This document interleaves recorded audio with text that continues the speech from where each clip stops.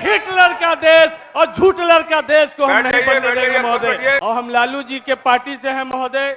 लालू प्रसाद यादव ने गरीबों को यही ताकत दिया है कि या तो सड़क पे या तो सदन में बोलना है तो शेर के जैसा बोलो। मुद्रा कोष की नीति यही है और विश्व बैंक का नारा, पीढ़ी का भी दाम बढ़ेगा और रेल का भाड़ा कि सबको सहना होगा, होय नहीं कुछ कहना होगा। आजादी के 75 साल बाद सबसे हाशिए पर कोई है तो अनुसूचित जाति है, अनुसूचित जनजाति है महोदय। आज भी उनके शरीर पर पेशाब करने में भी कोई, विधायक बनने के बाद जो हम कुर्ता सिलवाए थे महोदय, वो कुर्ता भी नहीं हम बदले की सरकार 2 बार बदल गई। परहेज नहीं करता महोदय। अनुसूचित जाति का दर्द बोलते हैं महोदय तो इस सदन में भी बैठे हुए कुछ जो मनुवादी और सामंती प्रवृत्ति के हैं महोदय, उनको पेट में मरोड़ा दर्द होता है महोदय। महोदय, बजट प्रत्येक साल पेश की जाती है, लेकिन इस बार का बजट बड़ा अनोखा है। हम सब लोग पहली बार बहुत सारे नए सदस्य चुन करके आए।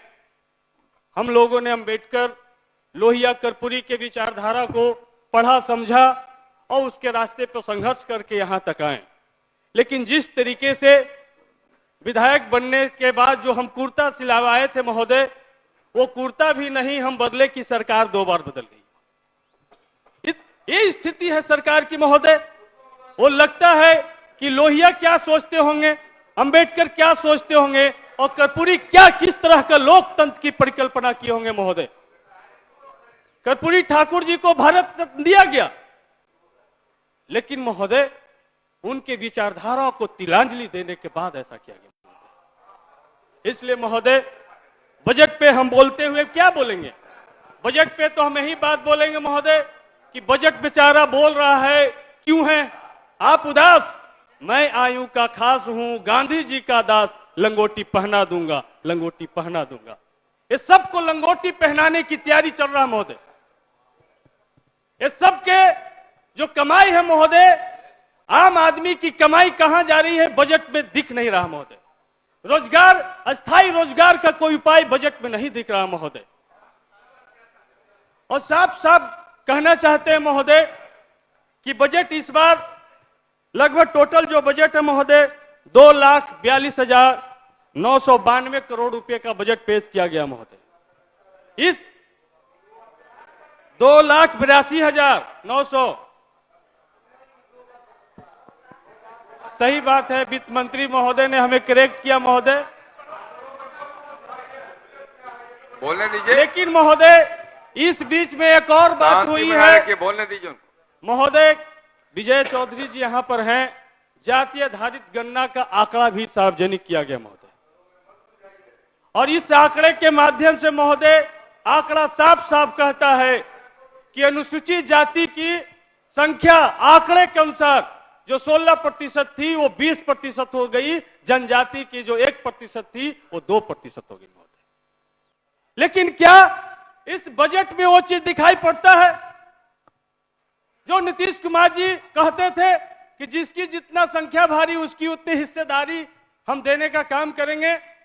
तो पिछले बार भी महोदय अनुसूचित जाति का जो बजट था महोदय 1802 करोड़ रुपए का था, और इस बार भी महोदय 1805 करोड़ रुपए का। तो आबादी महोदय 25% बढ़ा और बजट बेचारा वहीं के वहीं रह गया महोदय। तो कैसे अनुसूचित जाति का विकास होगा महोदय? कैसे उसके डेवलपमेंट की तरफ बढ़ेंगे महोदय? ये सबका साथ और सबका विकास कैसे हो सकेगा महोदय कि सिर्फ नारा में ही रह के बंद रह जाएगा महोदय? मामला ये है महोदय। दूसरी तरफ महोदय हम ये कहना चाहते हैं महोदय कि जो बजट जो जिस तरफ से इशारा कर रहा है वो कह रहा है महोदय कि मुद्रा कोष की नीति यही है और विश्व बैंक का नारा, पीढ़ी का भी दाम बढ़ेगा और रेल का भाड़ा कि सबको सहना होगा, होय नहीं कुछ कहना होगा। कहाँ रेलगाड़ी है? अरे तो बिहार के बजट पढ़ना बोलिए। रेल का मतलब महंगाई है महोदय, रेल का मतलब निजी हाथों में बेचना है महोदय, रेल का मतलब बिहार के बजट पे बोलिए, कम है बिहार महोदय। के बजट पे बोलिए, तो भटकने का एकदम बिहार का ही बजट, बिहार के लोगों का भी भाड़ा से मतलब है ना महोदय। बिहार के लोग भी तो भाड़ा रेल का देते हैं कि नहीं आज महोदय? का बजट रेल उनको पर भी नहीं तो है, 50 रुपए बिहार का- सरकार के बजट पर है। 50 रुपए का प्लेटफॉर्म टिकट कटवाना पड़ता है ना महोदय। ये आपके बिहार पास के लोग पर भी इस प्रकार बिहार के बजट पे बोलने के लिए विषय नहीं है क्या? तो महोदय बोलिए, ये बोलिए। तो इसलिए महोदय आप बहुत सीनियर सदस्य महोदय, आपका संरक्षण चाहिए महोदय। और हम चाहते हैं महोदय कि जो अनुसूचित जाति का जो बजट है महोदय, क्योंकि सबसे आज भी आजादी के 75 साल बाद सबसे हाशिए पर कोई है तो अनुसूचित जाति है, अनुसूचित जनजाति है महोदय। आज भी उनके शरीर पर पेशाब करने में भी कोई परहेज नहीं करता महोदय। आज भी बिहार के मुख्यमंत्री, पूर्व उप मुख्यमंत्री आदरणीय जीतन राम मांझी जी के मंदिर में जाने पर महोदय मंदिर को धो दिया जाता है महोदय। और यदि वो सच्चाई बोले तो उनको जीभ काटने के लिए 10 करोड़ रुपए का इनाम घोषित कर दिया जाता है। तो इसलिए महोदय अनुसूचित जाति किस हाशिए पर है, इस बात की परिकल्पना आज इससे की जाती है। तो वित्त मंत्री जी यहां पर हैं महोदय, और अनुसूचित जाति के विकास किए बगैर इस राज्य का, इस देश का विकास नहीं हो सकता महोदय, ये हम बोल सकते हैं महोदय। इसलिए बहुत सारी वित्त मंत्री जी ने अभी निर्णय लिया है बहुत सारे विभाग का समीक्षा का महोदय। हम कहना चाहते हैं जब से हम होश संभाले महोदय, या तो कल्याण मंत्री जीतन राम मांझी जी हुए महोदय, या तो फिर उनके बेटा संतोष मांझी जी हुए महोदय।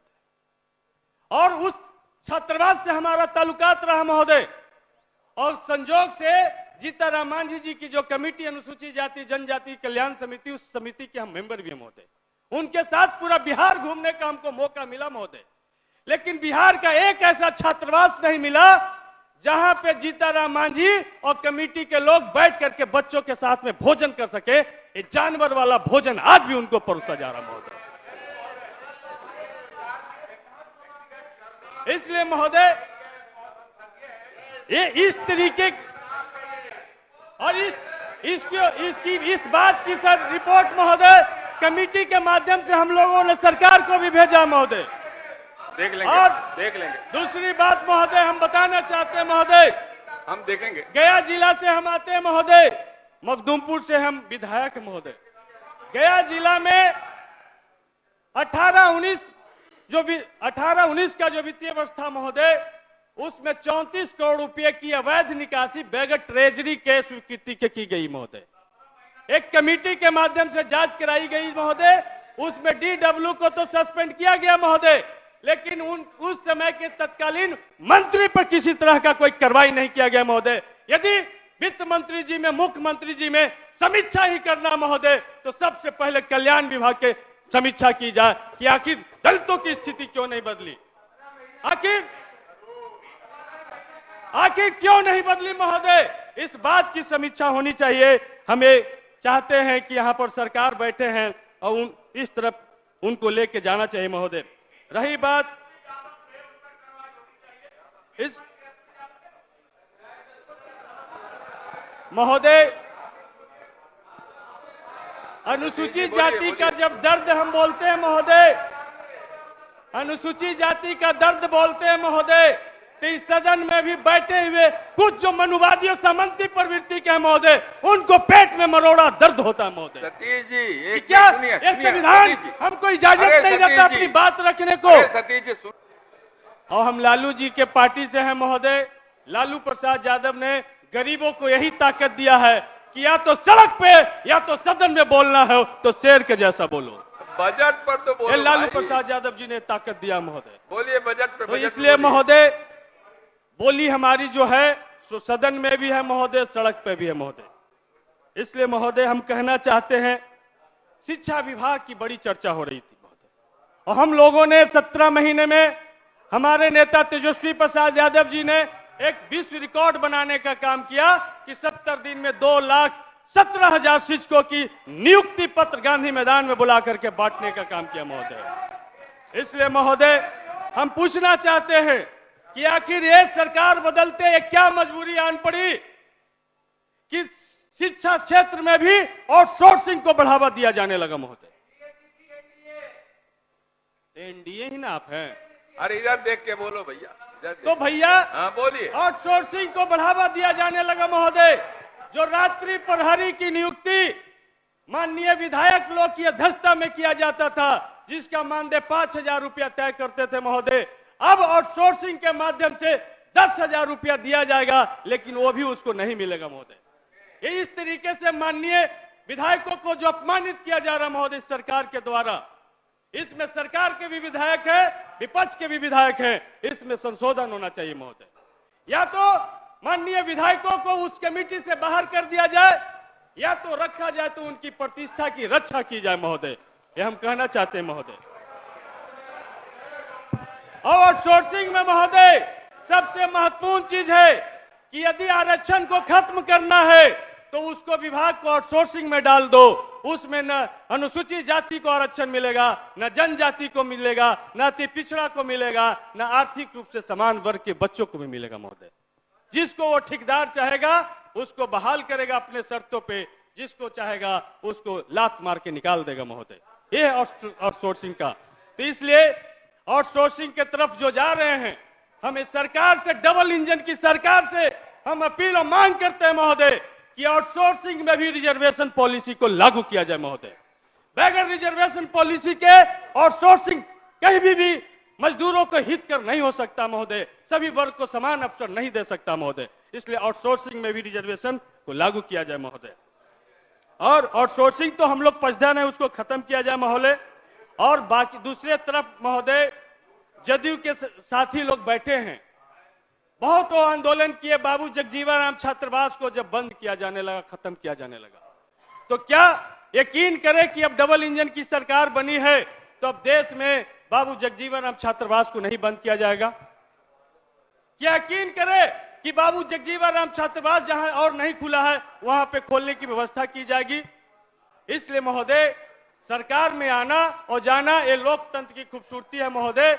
लेकिन जिस मुद्दे को लेकर के आप संघर्ष करते हैं, जिस मुद्दे से आप अपनी पहचान बनाते हैं महोदय, यदि उससे कोई समझौता कर लेता है महोदय तो इतिहास उसका भी लिखा जाता है महोदय। इसलिए हम कहना चाहते हैं महोदय कि पूरे बिहार में जो हमने कहा था कि मांझी जी का जो कल्याण विभाग रहा है, उस विभाग की समीक्षा होनी चाहिए महोदय।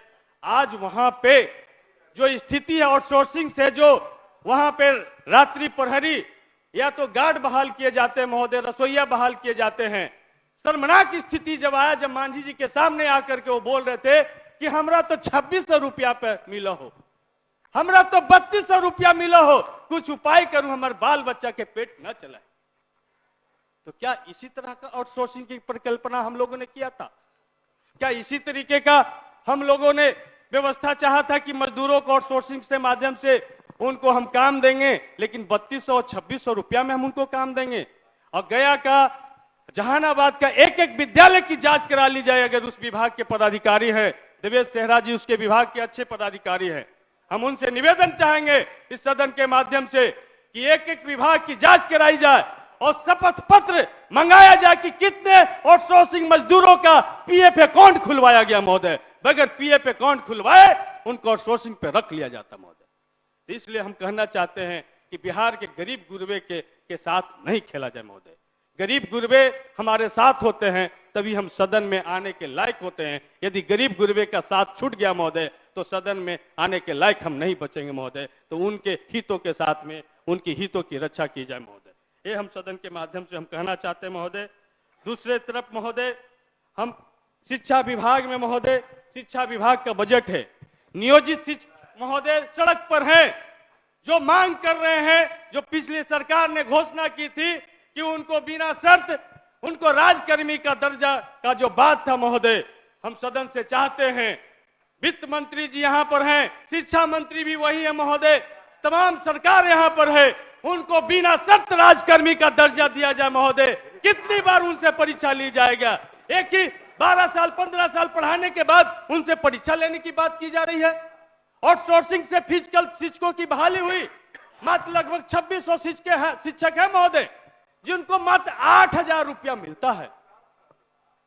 तो सबका मानदेय बढ़ रहा है, सबका नियोजन राजकर्मी का दर्जा दिया जा रहा है। तो हमारे प्रधानमंत्री भी महोदय योग को पूरा विश्व में फैलाने का काम किए और बगैर फिजिकल टीचर के, बगैर शारीरिक शिक्षक के महोदय हम योग की कल्पना नहीं कर सकते हैं, खेल की कल्पना नहीं कर सकते। समय अब समाप्त होने वाला। तो महोदय ये हम चाहते हैं महोदय कि उनके जो 2600 जो फिजिकल टीचर हैं उनको ये सरकार उनको भी राजकर्मी का दर्जा दे और उन जो परीक्षाएं ली जा रही हैं उनमें उनको भी बैठने का परमिशन दिया जाए महोदय, ये सदन से चाहते हैं महोदय। दूसरा, एक जब हमारी समय समाप्त हो रही महोदय तो एक कहानी हम सुना करके, छोटी सी कहानी हम अपनी सुना करके महोदय हम अपनी बात को खत्म करेंगे महोदय। एक तानाशाह हुआ था महोदय हिटलर, जिसकी चर्चा पूरी दुनिया में है।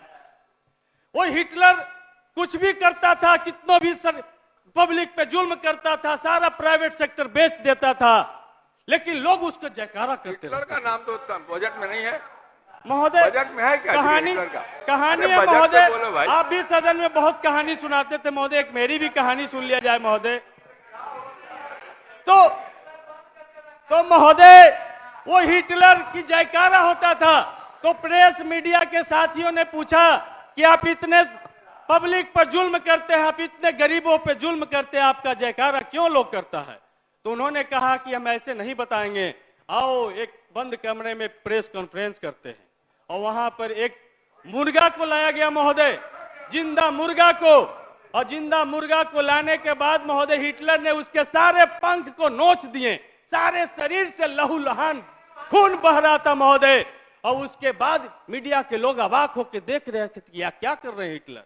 उसके बाद वो एक कोने में जाके सहमा हुआ सा, दबा हुआ सा था महोदय। उसके बाद 5 दाना महोदय, 5 दाना चावल का लाया गया, उसके आगे छीटा गया महोदय। वो दुम हिलाते हुए चावल खाने लगा महोदय। यही हाल इस देश की जनता का कर दिया गया महोदय। उसके बदन से खून बह रहा महोदय, लेकिन 5 किलो राशन पे उसको विकास बताया जा रहा महोदय। जनता बहुत मजबूत है, इसलिए महोदय हिटलर की कहानी को देश में दोहराया जा रहा महोदय।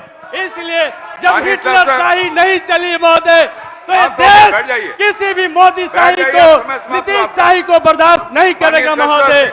इसलिए ये हिटलर का देश और झूठलर का देश को हम नहीं बनने देंगे महोदय। नेशनल दस्तक की आपसे गुजारिश है कि अगर इसको बचाना चाहते हैं तो नेशनल दस्तक को सब्सक्राइब करने के लिए रेड कलर के सब्सक्राइब बटन को दबाएं, फिर बेल आइकन की घंटी दबाएं। नेशनल दस्तक को बचाने के लिए बहुत जरूरी है कि हर खबर को शेयर करें, लाइक करें, कमेंट जरूर करें।